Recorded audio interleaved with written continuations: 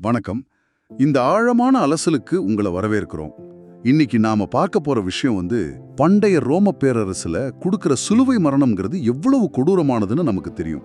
ஆனா அந்த உச்சகட்ட வழியில இயேசு சிலுவையில கடைசியா சொன்ன அந்த ஒற்றை வார்த்தை எப்படி உலக வரலாறையே மாத்துச்சு அப்படிங்கறத பத்தி தான் நாம இன்னைக்கு தோண்டி எடுக்க போறோம்.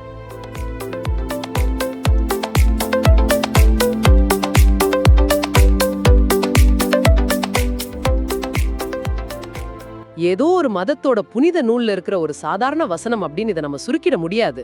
கண்டிப்பா முடியாது. ஏன்னா இதுல மொழி, வரலாறு, அப்புறம் பண்டைய மக்களோட உளவியல்னு எல்லாமே ஒன்னோடு ஒண்ணு பின்னி பிணைஞ்சிருக்கு பாத்தீங்களா? அதுதான் ரொம்ப சுவாரஸ்யமா இருக்கு. கரெக்ட்.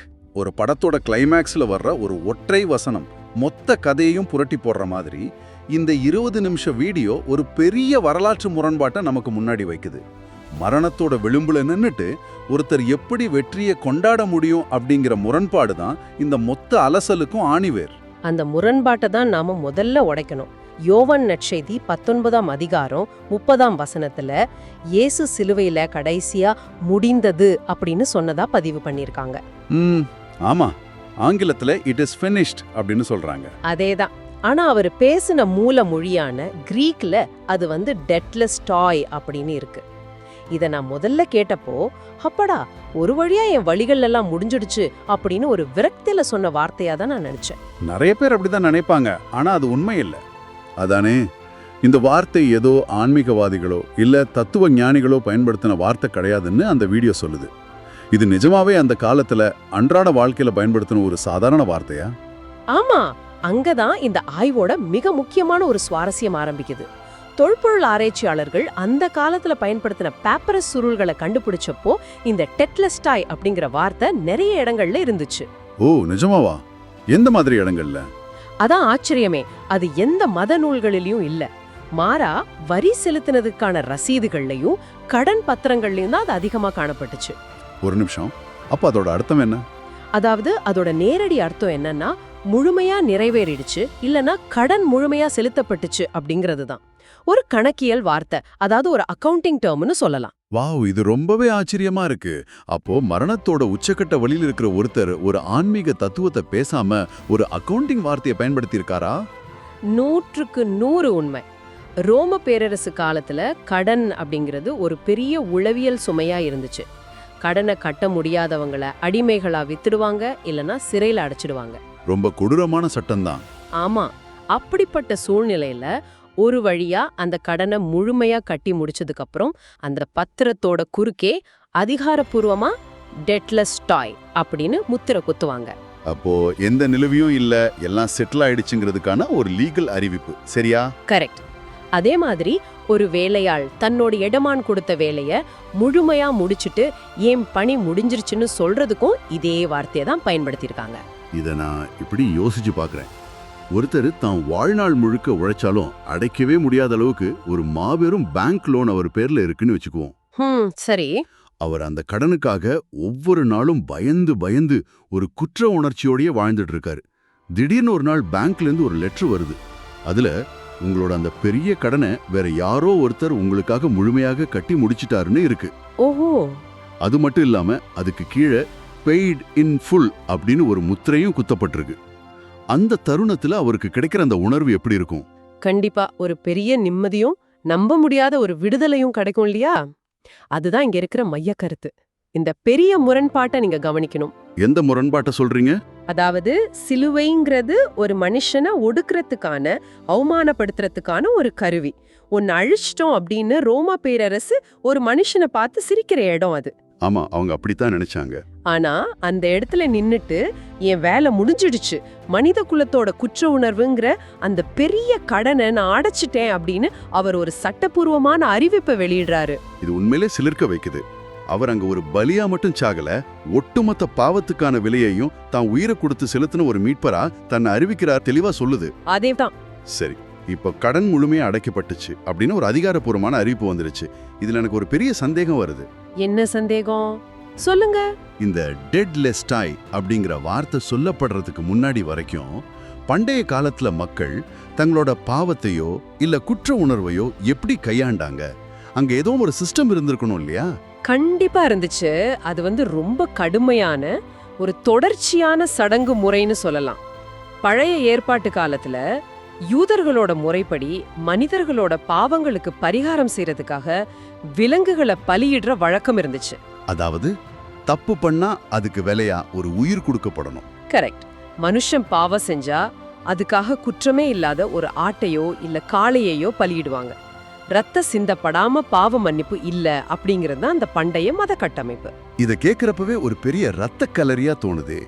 தேவாலயம் அமைதியான இடமா இல்லாம எப்பவுமே விலங்குகளோட சத்தமும் ரத்த வாடையும் நிறைஞ்ச ஒரு இடமாக தான் இருந்திருக்கும்னு நான் நினைக்கிறேன். ஆமா, அது அப்படித்தான் இருந்துச்சு. ஆனா இதுல ஒரு பெரிய நடைமுறை சிக்கல் இருக்கு பாத்தீங்களா? நான் இன்னைக்கு ஒரு தப்பு பண்ணி பலியிடுறேன், நாளைக்கு மறுபடியும் ஒரு தப்பு பண்ணா என்ன பண்றது? இது ஒரு முடிவே இல்லாத லூப் மாதிரி போயிட்டே இருக்குமே. அந்த முடிவில்லாத லூப் தான் அங்கிருந்த மிகப்பெரிய பிரச்சனையே. அது ஒரு நிரந்தர தீர்வா இல்ல, அது ஒரு டெம்பரவரி ஏற்பாடு தான். பாவம் செய்யறது, பலியிடுறது, திரும்ப பாவம் செய்யறது, திரும்ப பலியிடுறது. ஆமா, அந்த வீடியோல எபிரேயர் 10ஆம் அதிகாரம் 10ஆம் வசனத்தை மேற்கோள் காட்டியிருப்பாங்க. அந்த வசனம் இந்த சுழற்சியை பத்தி தான் பேசுது. இயேசு தன்னோட சொந்த உடலையே பலியா கொடுத்ததன் மூலமா அந்த தொடர் சுழற்சியை நிரந்தரமா உடைச்சிட்டாரு அப்படின்னு அதுல விவரிக்கப்பட்டிருக்கு. ஓ, அப்போ பல நூற்றாண்டுகளா தொடர்ந்துட்டு இருந்தா இந்த விலங்குகளை பலியிடுற மொத்த கட்டமைப்பும் சிலுவையில அவர் முடிந்தது அப்படின்னு சொன்ன அந்த ஒரு வினாடியில முற்றிலுமா காலாவதி ஆயிடுச்சா? ஆமா, முற்றிலுமா முடிவுக்கு வந்துடுச்சு. இத ஒரு டெக்னாலஜி மொழியில சொல்லணும்னா, பல வருஷமா தொல்லை கொடுத்துட்டு இருந்த ரொம்ப மெதுவா வேலை செய்யற ஒரு பழைய ஹார்ட்வேரை தூக்கி போட்டுட்டு வேற ஒன்னு மாத்துற மாதிரி இருக்கு. அது பழைய ஹார்ட்வேரை மாத்துறது மட்டும் இல்ல, அதுக்கு பதிலா என்னைக்குமே பழுதாகாத ஒரு நிரந்தரமான புது சாஃப்ட்வேர் அப்டேட்டை இன்ஸ்டால் பண்றதுக்கு சமம். வாவ், சூப்பர் ஒப்பீடு. இனிமே அந்த பழைய சிஸ்டம் தேவையே இல்ல. ஏன்னா இயேசுதான் அந்த கடைசி பலி. ஒரு தொடர்ச்சியான சடங்கு முறையிலிருந்து ஒரே முறை போதும் அப்படிங்கிற நிரந்தரமான ஆன்மீக தீர்வுக்கு மனிதகுலம் மாறின மெக்கானிசம் இதுதான். ஆனா இப்படி ஒரு மாபெரும் சிஸ்டம் அப்டேட் ஏதோ ஒரு நாள் மத்தியத்துல திடீர்னு நடந்துடல அப்படிங்கறதையும் அந்த வீடியோ ரொம்ப நுணுக்கமா சுட்டி காட்டுது. ஆமா, இதுக்காக பல நூற்றாண்டுகளுக்கு முன்னாடியே ஒரு பெரிய அடித்தளம் போடப்பட்டிருக்கு. அதாவது பழைய ஏற்பாட்டுல சொல்லப்பட்ட பல தீர்க்க தரிசனங்கள் இந்த ஒற்றை நிகழ்வை நோக்கியதான்னு பயணிச்சிருக்கு இல்லையா? கரெக்ட். குறிப்பா பாத்தீங்கன்னா பல நூற்றாண்டுகளுக்கு முன்னாடி எழுதப்பட்ட ஏசாயா 53ஆம் அதிகாரம் 5ஆம் வசனம் நம்முடைய அக்கிரமங்களின் நிமித்தம் அவர் காயம்பட்டார் அப்படின்னு ரொம்ப தெளிவா சொல்லுது. ஓ, அது முன்னாடியே சொல்லப்பட்டிருக்கா? ஆமா, அது மட்டும் இல்லாம சங்கீதம் 22ஆம் அதிகாரத்துல அவர் சிலுவையில பட போற அந்த பிரத்யேகமான துன்பங்களை பத்தியும் அவரோட கைகளிலும் கால்களிலும் ஆணிகள் அடிக்கப்படுங்கிறதையும் முன்கூட்டியே கணிச்சிருக்காங்க. இதத்தான் இறையியல்ல நிறைவேற்றோன்னு சொல்றாங்க. அப்போ முடிந்தது அப்படின்னு அவர் சொல்லும்போது ஏதோ அவரோட தனிப்பட்ட மூச்சு மட்டும் முடிவடையல, பல நூற்றாண்டுகளா சொல்லப்பட்ட தீர்க்க தரிசனங்கள், பழைய சட்டங்கள், அந்த முடிவில்லாத பலியிடும் முறைன்னு எல்லாமே ஒரு முழுமையான முடிவுக்கு வந்துருச்சுன்னு நம்ம எடுத்துக்கலாம். கண்டிப்பா அப்படிதான் எடுத்துக்கணும். சரி, பழைய சிஸ்டம் காலாவதி ஆயிடுச்சு, கடனும் அடைக்கப்பட்டுச்சு. ஆனா இத மனுஷங்க எப்படி உணர்ந்தாங்க? நிஜ உலகத்துல ஏதாவது மாற்றம் நடந்துச்சா? ரொம்ப நல்ல கேள்வி. ஏன்னா அவர் ஏதோ ஒரு மலையில சிலுவையில தொங்கிட்டு இத சொன்னாரு, சரி. ஆனா இதனால அந்த பழைய முறையில இந்த தடைகள் உடனே உடைக்கப்பட்டுச்சா என்ன? அந்த தடைய பத்தி புரிஞ்சுக்கணும்னா நாம அந்த காலத்து எருசலேம் தேவாலயத்தோட அமைப்பை பார்க்கணும். அது வரைக்கும் மனுஷங்க நேரடியா இறைவனை அணுகிறதுங்கிறது சாத்தியமே இல்லாத ஒன்னா இருந்துச்சு. ஏன் அங்க அப்படி என்ன தடை இருந்துச்சு? தேவாலயத்துக்குள்ள மகா பரிசுத்த ஸ்தலம் அப்படின்னு ஒரு ஸ்பெஷலான இடம் இருந்துச்சு. அங்கதான் இறைவனோட பிரசன்னம் இருக்கிறதா மக்கள் நம்புனாங்க. அந்த இடத்தையும் சாதாரண மக்கள் நிக்கிற இடத்தையும் பிரிக்கிறதுக்காக ஒரு பெரிய பிரம்மாண்டமான திரைச்சீலை தொங்க விடப்பட்டிருந்துச்சு. திரைச்சீலைனா நம்ம வீட்டுல ஜன்னலுக்கு போடுற மாதிரி ஒரு மெல்லிய துணின்னு மக்கள் நினைச்சுக்க போறாங்க. ஆனா வரலாற்று பதிவுகள் படி பாத்தீங்கன்னா அது பல அங்குல தடிமன் கொண்ட குதிரைகளை கட்டி இழுத்தா கூட கிழியாத அளவுக்கு ஒரு ரொம்ப கனமான திரை இல்லையா? சரியா சொன்னீங்க. அது வெறும் துணி கிடையாது. இறைவனோட பரிசுத்தத்துக்கும் மனுஷனோட குற்ற உணர்வுக்கும் இடையில கட்டப்பட்ட ஒரு மாபெரும் தடுப்பு சுவர்னே சொல்லலாம். அப்போ சாதாரண மக்கள் உள்ள போகவே முடியாதா? வாய்ப்பே இல்ல. தலைமை ஆசாரியர் மட்டும்தான், அதுவும் வருஷத்துக்கு ஒரு முறை மட்டும்தான் மக்களுக்காக பலி ரத்தத்தோட ரொம்ப பயந்து பயந்து உள்ள போக முடியும். அப்படி ஒரு பெரிய தடை அங்க இருந்துச்சு. கேக்குறப்பவே ஒரு மாதிரி இருக்கு. இது ஏதோ ஒரு பெரிய மாநாட்டுல விஐபிகளுக்கு மட்டும் ஒதுக்கப்பட்ட ஒரு சிறப்பு அறை மாதிரி இருந்திருக்கு. ஆமா, கிட்டத்தட்ட அப்படிதான். ஆனா அந்த வீடியோல மத்தேயு 27ஆம் அதிகாரம் 51ஆம் வசனத்தை வச்சு ஒரு சிலிர்ப்பூட்டுற நிகழ்வை சொல்றாங்க. இயேசு சிலுவையில ஆவியை ஒப்பு கொடுத்த அந்த தருணத்துல டெட்லஸ்டாயின்னு அவர் சொன்ன அந்த வினாடியில தேவாலயத்துல இருந்த அந்த பிரம்மாண்டமான திரைச்சீல 2ஆ கிழிஞ்சதுன்னு சொல்றாங்க. ஆமா. ஆனா இது என்னை ரொம்ப சிந்திக்க வச்ச விஷயம் என்னன்னா, அது கிழிஞ்ச விதம் தான். அது மேலிருந்து கீழ் வரை கிழிஞ்சது அப்படின்னு ரொம்ப அழுத்தமா பதிவு பண்ணிருக்காங்க. அந்த நுணுக்கம்தான் இந்த மொத்த கதையோட திருப்பு முனையே. நீங்க பாத்தீங்கன்னா அது கீழ இருந்து மேலா கிழியல. அதாவது மனுஷங்க யாரோ கோவத்திலயோ இல்ல கிளர்ச்சியிலயோ போய் அதை கிழிக்கல. ஓ, அப்போ மேலிருந்து கிழிஞ்சிருக்குன்னா? ஆமா, மனுஷங்களால எட்ட முடியாத உயரத்துல இருந்து மேல இருந்து கீழா திறக்கப்பட்டிருக்கு. இதோட அர்த்தம் என்னன்னா அந்த தடைய இறைவனே உடைச்சிட்டாரு அப்படிங்கிறது தான். வாவ்! அதாவது இனி விஐபின்னு யாரும் இல்ல, எந்த ஸ்பெஷல் பாஸும் தேவையில்லை, சாதாரண மக்கள் எல்லாரும் நேரடியாக உள்ள வரலான்னு கதவுகள் நிரந்தரமா திறக்கப்பட்டது போல இருக்கு. துல்லியமா சொல்லிட்டீங்க. பல நூற்றாண்டுகளா குறிப்பிட்ட சிலருக்கு மட்டுமே, அதுவும் பல கடுமையான சடங்குகளுக்கு அப்புறம் மட்டுமே இருந்த அந்த அணுகல் இப்போ ஒட்டுமொத்த மனித குலத்துக்கும் நேரடியா கிடைச்சிடுச்சு. அப்போ டைரக்ட் ஆக்சஸ் வந்துடுச்சுன்னு சொல்லுங்க. ஆமா, நேரடி அணுகல் சாத்தியமாயிடுச்சு. பாவம் இல்லனா குற்ற உணர்வு அப்படிங்கிற தடையால உடைஞ்சு போயிருந்த மனுஷனுக்கும் இறைவனுக்குமான உறவு மறுபடியும் தொடங்கிடுச்சு. வழி நிரந்தரமா திறக்கப்பட்டுடுச்சுங்கிறது தான் அந்த மேலிருந்து கீழா கிழிஞ்ச திரை நமக்கு உணர்த்துது. ரொம்ப அருமையா விளக்குனீங்க. இதுவரைக்கும் நாம இந்த வீடியோல இருக்கிற பல தகவல்களை தோண்டி எடுத்துட்டோம். வரலாறு, டெட்லஸ்டாய்ங்கிற அந்த கிரேக் அக்கவுண்டிங் வார்த்தை, பழைய ஏற்பாட்டு தீர்க்க தரிசனங்கள் எப்படி நிறைவேறிச்சு, அப்புறம் அந்த திரை மேலிருந்து கீழா கிழிஞ்சதுன்னு பல பிரம்மாண்டமான விஷயங்களை பேசிட்டோம். ஆமா. ஆனா இது இப்ப கேட்டுட்டு இருக்கிறவங்களுக்கு ஒரு கேள்வி வரலாம். சரி, 2000 வருஷத்துக்கு முன்னாடி எருசலேம்ல ஏதோ நடந்திருக்கு, ரோமர்கள் ஏதோ கணக்கு வச்சிருக்காங்க, இதுக்கும் இன்னைக்கு 21ஆம் நூற்றாண்டுல என்னோட அன்றாட வாழ்க்கைக்கும் என்ன சம்பந்தம் அப்படின்னு நீங்க யோசிக்கலாம். அது ரொம்ப நியாயமான கேள்விதான். இந்த வரலாற்று நிகழ்வை சாதாரண மனுஷனோட உளவியலோடு ரொம்ப அழகா இணைக்குது. ஒரு வரலாற்று தகவல் அறிவுபூர்வமா எவ்வளோ சுவாரஸ்யமா இருந்தாலும் அது நம்ம சொந்த வாழ்க்கையில ஒரு தாக்கத்தை ஏற்படுத்தலைன்னா அது வெறும் தகவல் தான். அந்த வீடியோ முடிந்தது அப்படிங்கறதோட தனிப்பட்ட அர்த்தம் என்னங்கறத ரொம்ப ஆழமா விளக்குது. தனிப்பட்ட அர்த்தம்னா உளவியல் ரீதியான தாக்கத்தை சொல்றீங்களா? ஆமா, இன்னைக்கு மனுஷங்க சந்திக்கிற மிகப்பெரிய பிரச்சனை என்ன தெரியுமா? குற்ற உணர்வு தான். அதாவது கில்ட். நான் இந்த தப்பை பண்ணிட்டேன், இதுக்கான தண்டனையை நான் அனுபவிச்சே தீரணும் அப்படின்னு பல பேர் தங்களுக்கு தாங்களே ஒரு கற்பனையான சிறையை உருவாக்கி அதுக்குள்ள வாழ்ந்துட்டு இருக்காங்க. இத நான் நிறைய பேர்கிட்ட பார்த்திருக்கேன். தாங்க செஞ்ச பழைய தவறுகளுக்காக தங்களை எப்பவுமே ஒரு குற்றவாளியாவே பாவிச்சுக்கிட்டு வாழ்க்கையோட ஒவ்வொரு சின்ன சந்தோஷத்தையும் அவங்க நிராகரிப்பாங்க. ஆமா, அந்த பழைய கடனை தாங்களே அடைக்கணும்னு ரொம்ப போராடுவாங்க. அந்த போராட்டத்துக்கு தான் அந்த வீடியோ ஒரு முற்றுப்புள்ளி வைக்குது. உங்களை வாட்டி வதச்சிட்டு இருக்கிற அந்த பழைய குற்ற உணர்வு முடிவுக்கு வந்துடுச்சு, உங்களுக்கு பாவ மன்னிப்பு கிடைச்சிடுச்சுங்கிறது தான் அதோட நேரடி அர்த்தம். கரெக்ட். அந்த ரட்சிப்பு இல்லைனா விடுதலை அப்படிங்கிறது நீங்க எந்த காணிக்கையோ காசோ கொடுத்து வாங்க வேண்டிய ஒண்ணு கிடையாது. அது முற்றிலுமா இலவசம். ஓ, ஃப்ரீயா கிடைக்கிற ஒண்ணா அது? ஆமா, இதத்தான் வேதாகமத்துல ரோமர் 8ஆம் அதிகாரம் 1ஆம் வசனம் ரொம்ப தர்க்க ரீதியா சொல்லுது. கிறிஸ்து இயேசுக்குள் இருப்பவர்களுக்கு ஆக்கினை தீர்ப்பு இல்ல அப்படின்னு சொல்லுது. அதாவது தண்டனை இல்லைன்னு அர்த்தம். வாவ்! உன் தண்டனைக்கான விலை ஏற்கனவே முழுமையா செலுத்தப்பட்டுடுச்சு, நீ இனி பயப்பட தேவையே இல்லைங்கிற அந்த செய்தி மனுஷனோட மனசுல ஏற்படுத்துற விடுதலை உணர்வு இருக்கே, அது அளப்பரியது. நீங்க சொல்றத பார்க்கும்போது மனித மனசோட ஒரு மிகப்பெரிய முரண்பாடு எனக்கு புரியுது. பொதுவா நாம எண்டு இல்லனா முடிவு அப்படிங்கிற வார்த்தையை கேட்டாலே கொஞ்சம் பயப்படுவோம். ஏதோ ஒண்ணு நம்ம கையை விட்டு போயிடுச்சுன்னு நினைப்போம். ஆமா, இயல்பா எல்லாருக்கும் வர உணர்வு தான் அது. சிலுவையில ஒரு வேலையோட முடிவு அப்படிங்கிறது உங்களோட குற்ற உணர்ச்சியிலிருந்து விடுபடுறதுக்கான ஒரு ஸ்டார்ட் பட்டனா மாறி இருக்கு. இது எவ்வளவு பெரிய முரண்பாடு! நிஜமாவே இது ஒரு அற்புதமான ஒப்பீடு.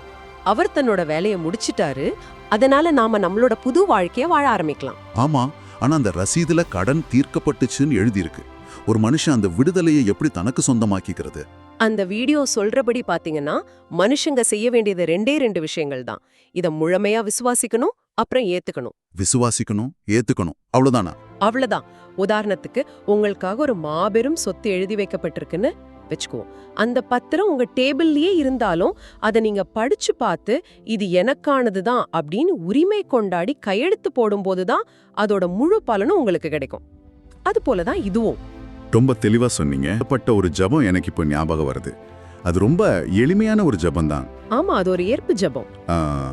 கர்த்தாவே, நீர் சிலுவையில் முடிந்ததென்றதற்கு நன்றி, எங்கள் பாவத்திற்காக விலையை செலுத்தியதற்கு நன்றி, நாங்கள் உம்மை ஏற்றுக்கொள்கிறோம், ஆமேன் அப்படின்னு ரொம்ப சிம்பிளா அது முடியுது. இதுல எந்த ஒரு சிக்கலான சடங்குகளோ பல மணி நேர தியானங்களோ கிடையவே கிடையாது. ஒரு ரசீதை ஏத்துக்கிறது போல ரொம்ப எளிமையான ஆனா ஆழமான ஒரு செயல் இது. அந்த எளிமைதான் அதோட வலிமையே. பல நூற்றாண்டுகளா மனுஷன் தன் சொந்த முயற்சியால பலிகள் மூலமா தேடிட்டு இருந்த ஒரு நிம்மதிய எந்த விதமான நிபந்தனையும் இல்லாம ஒரு இலவச பரிசா அது வழங்குது. நாம எதையும் சம்பாதிக்க தேவையில்லை, ஏற்கனவே சம்பாதிச்சு வச்சிருக்கிறத ஏத்துக்கிட்டா போதுங்கிற சிந்தனை தான் அந்த வீடியோவோட மையமா இருக்கு. கண்டிப்பா. சரி, நாம இப்போ இந்த நீளமான ஆழமான அலசலோட இறுதிக்கு வந்துட்டோம். இன்னைக்கு நாம எதையெல்லாம் பூண்டி எடுத்திருக்கோம் அப்படிங்கறது ஒரு முறை தொகுத்து பார்ப்போம். சொல்லுங்க. பண்டைய ரோம பேரரசோட சிலுவையில உச்சரிக்கப்பட்ட டெட்லஸ் தாய் அப்படிங்கிற ஒரு சாதாரண கிணக்கியல் வார்த்தை எப்படி பல நூற்றாண்டுகளா மனுஷங்களை அச்சுறுத்திட்டு இருந்த விலங்கு பலியிடும் முறையை நிரந்தரமா முடிவுக்கு கொண்டு வந்துச்சுன்னு பார்த்தோம். ஆமா. பழைய சிஸ்டத்தை மாத்திட்டு புது சாஃப்ட்வேர் அப்டேட் வந்த மாதிரி மகா பரிசுத்த ஸ்தலத்தோட அந்த பிரம்மாண்டமான திரை மேல இருந்து கீழா கிழிஞ்சு எல்லாருக்கும் நேரடி உறவு எப்படி சாத்தியமாச்சுன்னு அலசணும். கரெக்ட். மிக முக்கியமா முடிந்தது அப்படிங்கிற அந்த வார்த்தை இன்னைக்கு உங்களோட குற்ற உணர்வுக்கு எப்படி ஒரு முற்றுப்புள்ளி வச்சு ஒரு புது தொடக்கத்துக்கான ஸ்டார்ட் பட்னா மாறி இருக்கு அப்படிங்கறதையும் நம்ம பகுப்பாய்வு செஞ்சோம். இந்த தகவல்கள் எல்லாம் வெறும் வரலாற்று பதிவுகளாவோ இல்ல தத்துவார்த்த விவாதங்களாவோ நின்னுடக்கூடாதுங்கிறது தான் அந்த மூலச்செய்தியோட முக்கிய நோக்கம்னு எனக்கு தோணுது. ஆமா, தங்களை அறியாமலேயே குற்ற உணர்வுங்கிற பாரங்களை சுமந்துட்டு இருக்கிற ஒவ்வொரு மனுஷனுக்குமான ஒரு அதிகாரப்பூர்வமான விடுதலை அறிவிப்பு தான் இது. அருமையா சொன்னீங்க. சோ இந்த ஆழமான அலசலை கேட்டுட்டு இருக்கிறவங்களுக்கு இறுதியா ஒரு சிந்தனையை நான் முன்வைக்க விரும்புறேன். 2000 வருஷங்களுக்கு முன்னாடி மிக கொடூரமான ஒரு மரணத்தோட விளிம்புல உச்சரிக்கப்பட்ட அந்த ஒரு ஒற்றை வார்த்தை டெட்லெஸ் டாய் ஒட்டுமொத்த மனித குலத்தோட கடன்களையும் ரத்து செஞ்சு உறவை மீட்டெடுத்துச்சுன்னு அந்த வீடியோ வாதிடுது. எல்லாமே முடிஞ்சிருச்சுன்னு அறிவிக்கப்பட்டுச்சு. அப்படி என்றால் உங்களோட சொந்த வாழ்க்கையை பத்தி கொஞ்சம் யோசிச்சு பாருங்க. ஆமா, கண்டிப்பா யோசிக்கணும். என்றோ முடித்து வைக்கப்பட்டு ரசீதுல கடன் முழுமையா செலுத்தப்பட்டுருச்சு அப்படின்னு முத்திரையிடப்பட்ட பிறகும் நீங்க இன்னும் உங்களோட சொந்த முயற்சியால கட்டி தீர்க்க துடிச்சிட்டு இருக்கிற குற்ற உணர்வுகள், கடந்த கால பழிகள் இல்லனா உளவியல் சுமைகள் எவையாவது உங்க மனசோட ஓரத்துல இருக்கா? ஏற்கனவே உங்களுக்கான விலை முழுமையா செலுத்தப்பட்டுடுச்சுன்னா பிறகு ஏன் அந்த வெற்றுப்பைகளை நீங்க இன்னும் சுமந்துட்டு இருக்கீங்க? சிந்திச்சு பாருங்க.